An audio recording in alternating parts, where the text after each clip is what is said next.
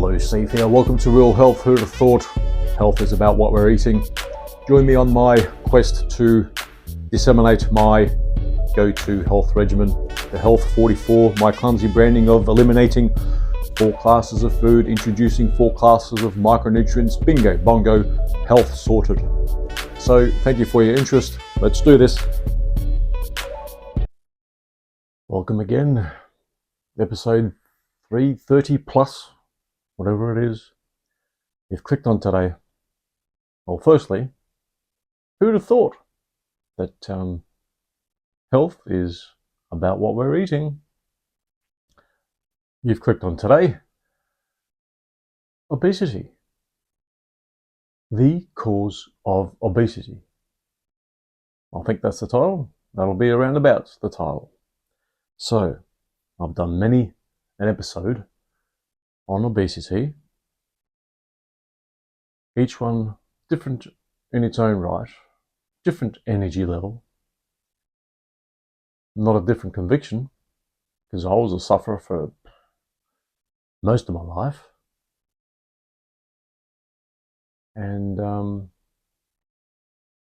straight off the bat, the cause. The cause is micronutrient deficiencies. Okay, for the 2.2 regular listeners, yes, we know that this idiot's going to say that. But this is to hopefully grab at least one other one-off accidental listener, viewer, to grab them and to tell you that it is micronutrient deficiencies, and in particular, a particular type of micronutrient deficiencies is pica. That word, P-I-C-A. That's what causes our cravings. We don't really know what hunger is these days. Our emotional eating, perhaps. Our proclivities towards certain foods and addictions. I've even gone to the point where pica is the cause of drinking, smoking, and drug taking. Also, obesity is not one particular type of disease or illness or condition that you get in. It coexists. It is visibly existing or coming up on the horizon. The extra 5, 25 and 105 plus pounds. You could even say kilograms here down under where I'm from. You don't just all of a sudden get diabetes, high blood pressure, those bad cholesterol numbers. You don't all of a sudden get cancer of particular types. You don't all of a sudden have less vision. You don't all of a sudden get osteo issues. It is a progression, and because obesity is a visual progression, it will coexist with whatever condition is also progressing, but it's not so visible until those scary numbers start picking up.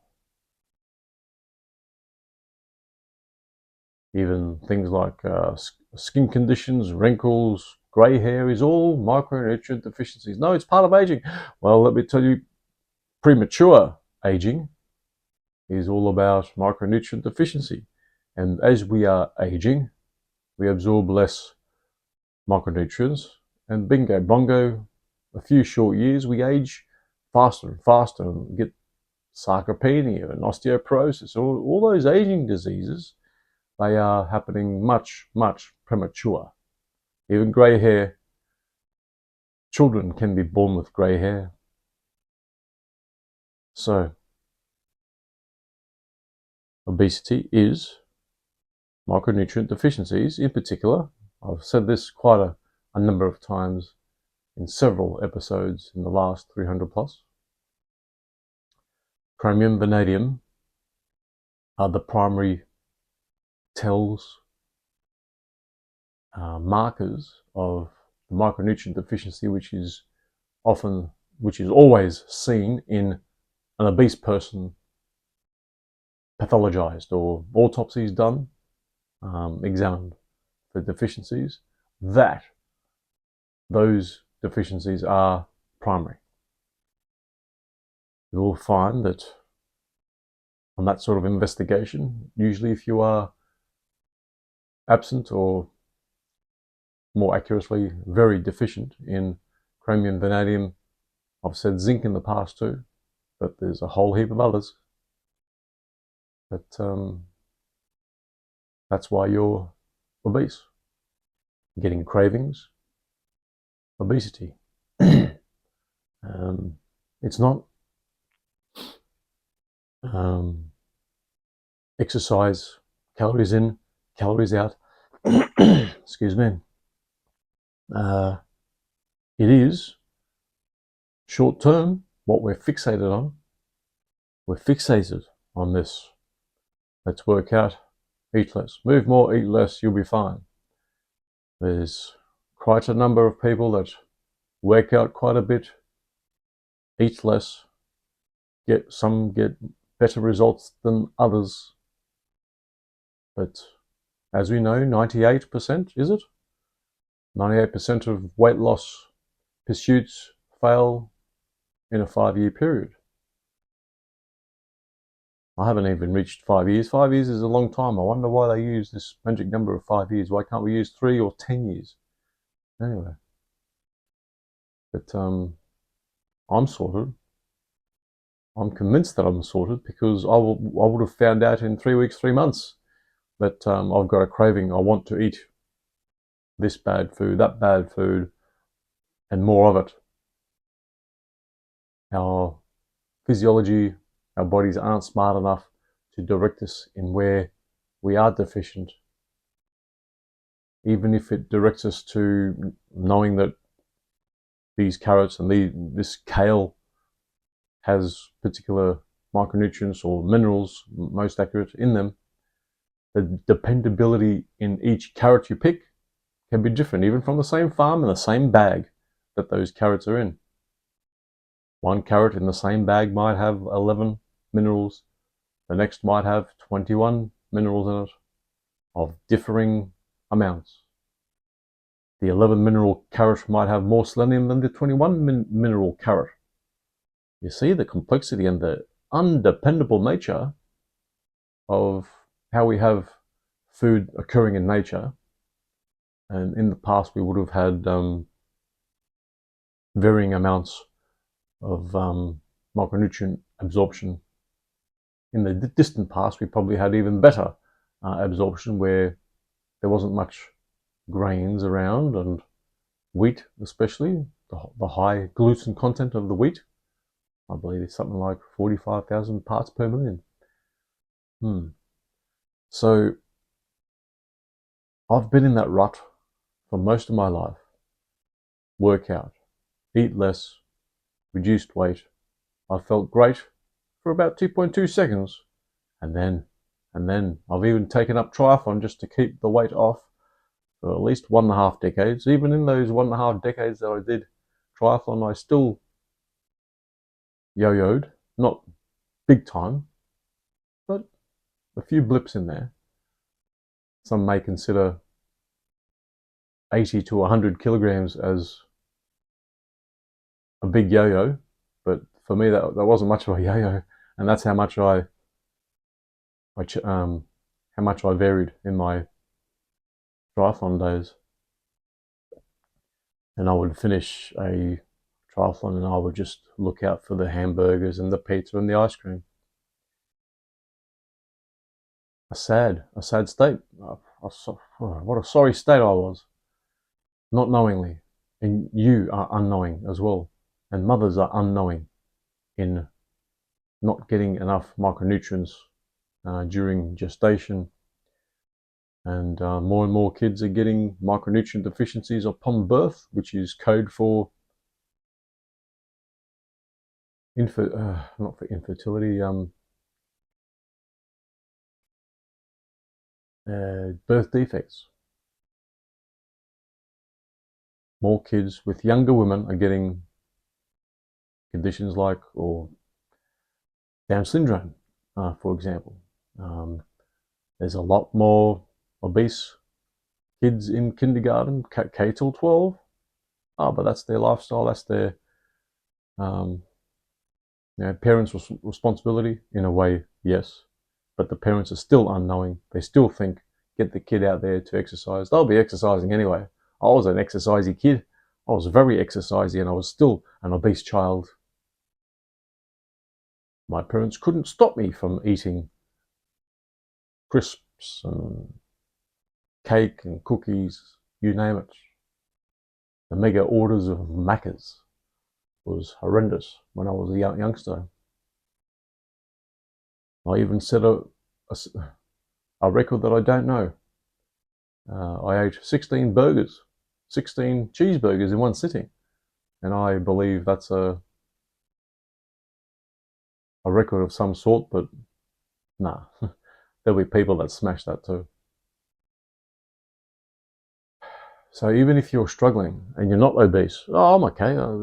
If you got cravings, if you have to, I ate a bit much today, I'll have an extra workout or workout more vigorous for the next week. You're on the wrong path. That's a sheer force way of treating your micronutrient deficiencies.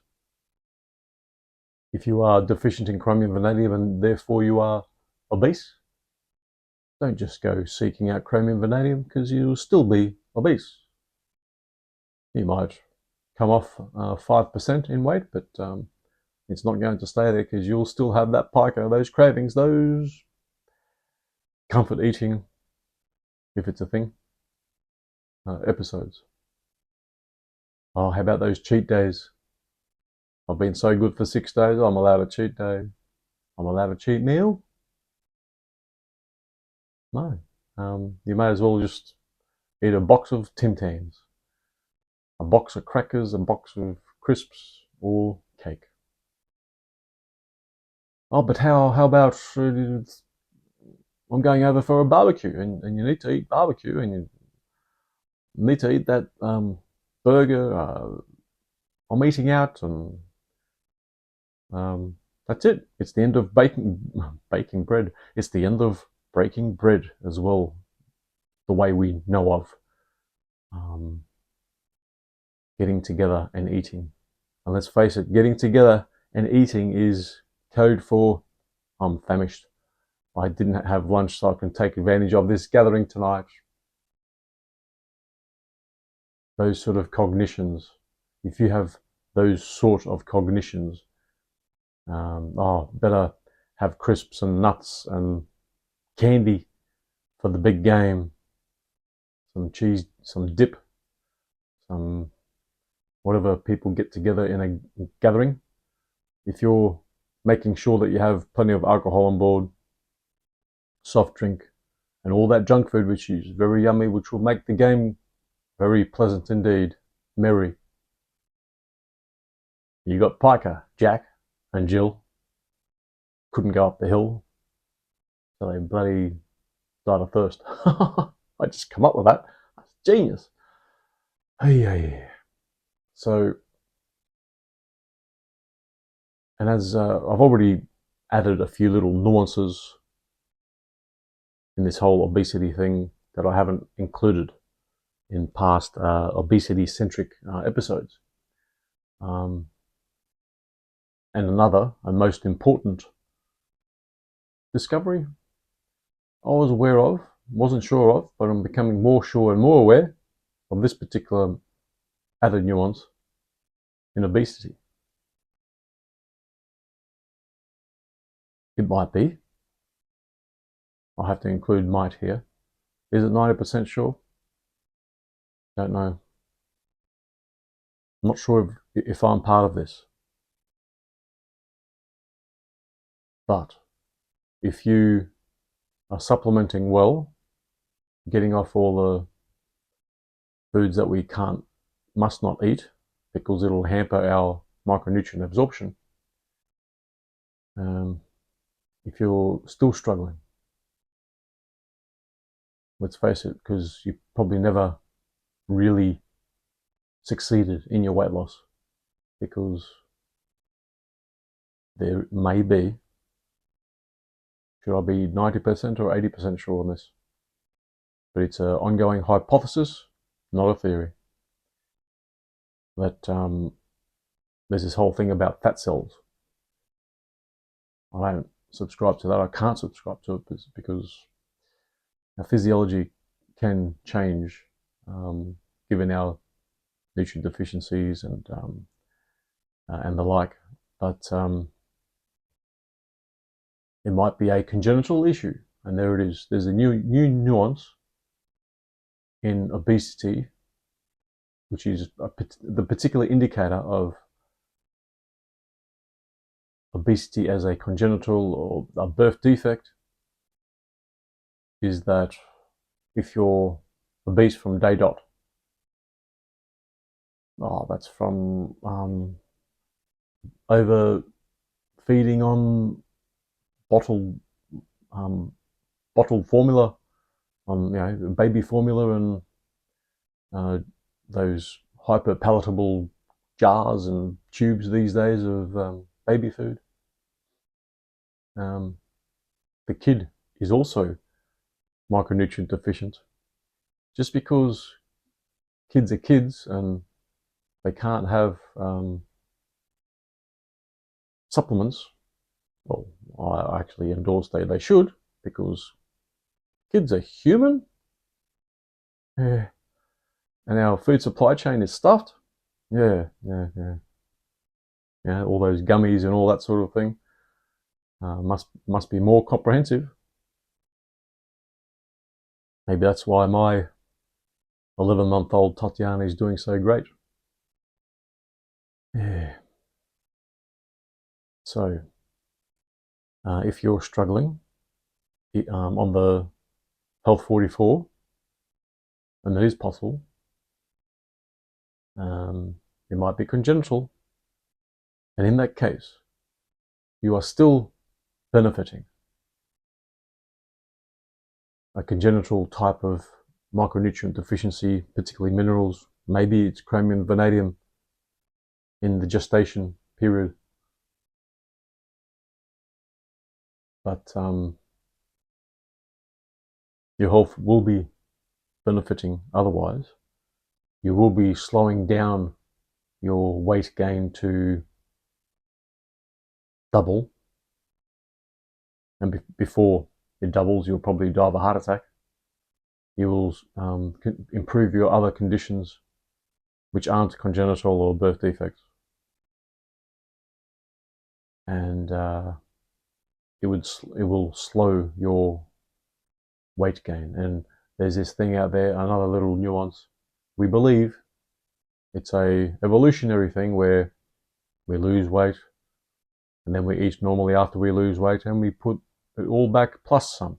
And that plus some is, as I said before, just where you would have been if you weren't on the diet in the first place. That's just your normal progression. And that was my observation when I really looked into the nooks and crannies of my past. I've got plenty of past to go on, being a 51-year-old and being obese for approaching 40 years of all that. So even as a triathlete, I was obese. There was even a weight category triathlon type, a weight category in triathlons that was for larger people. Yes, of course, there was a lot of fatties, and I was one of them that won all but a couple of my races as a fatty in the fat category.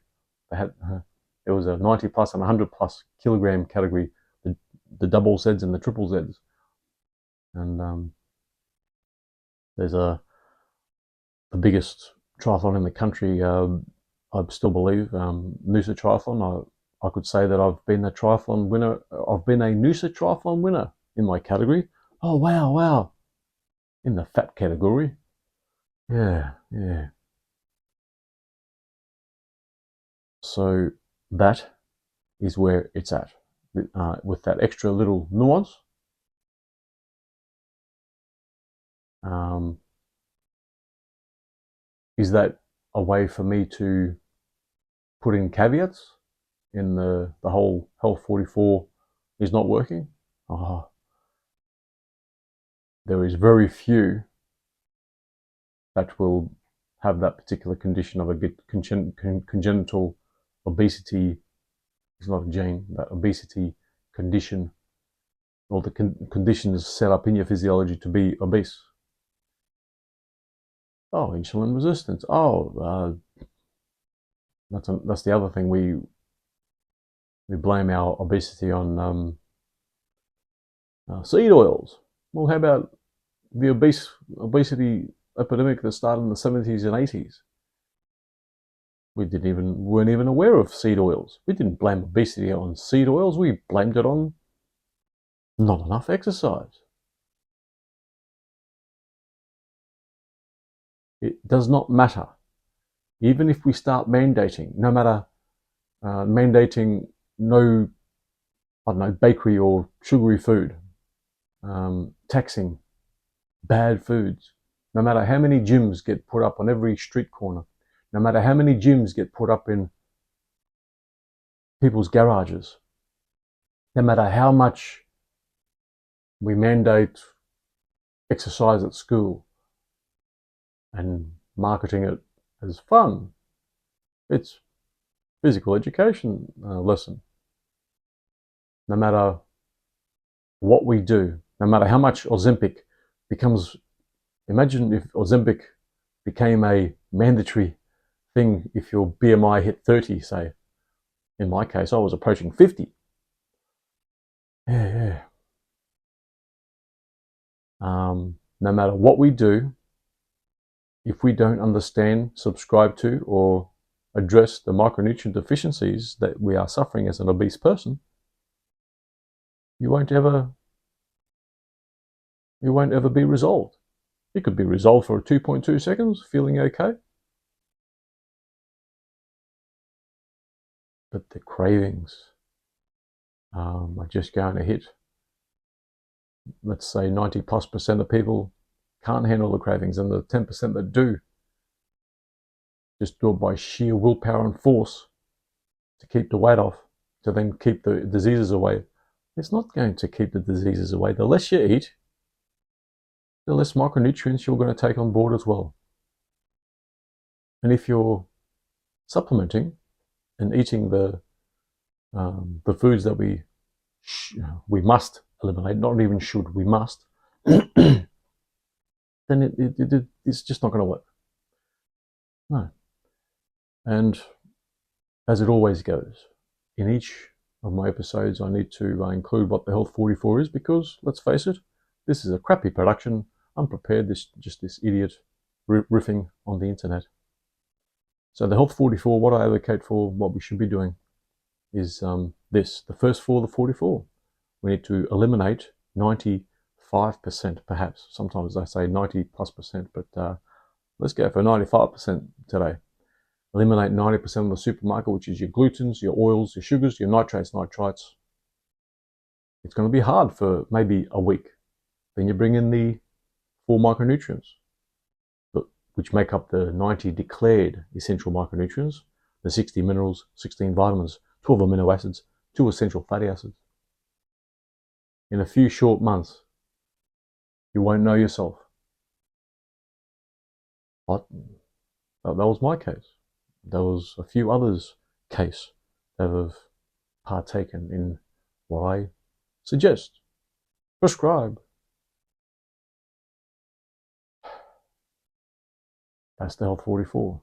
There are nuances in all that, which particular glutens, what oils, what sugars, which includes limiting, or I've effectively eliminated fruit and vegetables. Oh, that makes you carnivore or keto, this and that. It's not essential, but it makes it easier, because let's face it, keto in carnivore foods, otherwise known as meat, is more micronutrient denser. Even by being a carnivore, paleo, keto type person, it's still not dependable. A dead cow has different amounts of micronutrients in them, depending on your source of beef. If they've been exposed to gluten contaminated corn or soy, they would have been getting less micronutrients in their system. And because this is for the carnivore people out there, I guess, and the ketos, there's this idea that cows, they can be grain fed. Well, the grains, yes, they've still got micronutrients in them, not as much as they had before. And because the cows are still alive before the chop, they've got micronutrients in there, but it's not dependable. So that piece of steak you're having there has different amounts of micronutrients in that compared to your next steak the next night. Just like that carrot example. So that's why I include the dependability of your micronutrients. Oh, how about the dependability of your micronutrient supplier? And that is where you need to have some faith, some trust. I go via longevity, and most of my methodology is Dr. Wallach based, which started up longevity 30 years ago at least. And there are others out there, but I trust the originators of this whole micronutrients complex, or the particular micronutrients, the 90 declared essential micronutrients.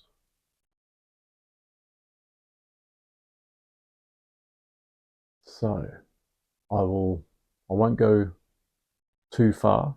I've added some more nuance in there about obesity, which is not all of you that are obese. You weren't born with obesity birth defects, but it's rising. It's rising. And what particular birth defect? Hey, I'm not interested. I can't. Probably haven't got the aptitude to research at what stage in gestation, with an absence of what micronutrient, develops this congenital low percentage idea, this congenital obesity. It might be classified as a genetic thing. I don't know. Yes, perhaps the parents are obese and they've got particular conditions which makes it expressed in their genes. I can't know. We'll never know because no one will ever examine it. That whole notion, more like it. But there's the idea for today, the extra, apart from the chassis that I have in treating obesity. Yes, I've even exercised in my last 4 years in different amounts. But for at least 3 of the 4 years, I've been pretty much sedentary when I've done my 20 and up to 40-minute workouts. Didn't make much difference. I was going to say I put on weight. Yes, I did put on weight, but that was muscle. It wasn't much. It's not as if I became a contender for the local bodybuilding championship. And as I've said in the last recent sort of episodes, where I've got this injury and I haven't done any activity for the last 5 weeks or so. At least 5 weeks, yeah. And there's no problem. There's no problem to keep the weight off, because I kept the weight off even before starting my gym thing that I had for a year. No worries. I I broke my thumb before last Christmas, and I wasn't able to lift any weights because I can't hold anything. And I don't advocate running or cardio either. You can, if you really think it's going to help. It's not essential. But if you are, like a weekend warrior, you want to do triathlon, running, boxing, mountain biking, whatever you want to do, you better be wary that you better take on more micronutrients, supplement more, hopefully with longevity products because they're dependable and understand this methodology. But yeah, there you go. There's the obesity type of obesity direction I decided to go to today with a new hypothesis. Right. Thanks for your interest. Come back next time. And for those that say that was full of shit, don't care. Let's compare notes in 30 years. See you later.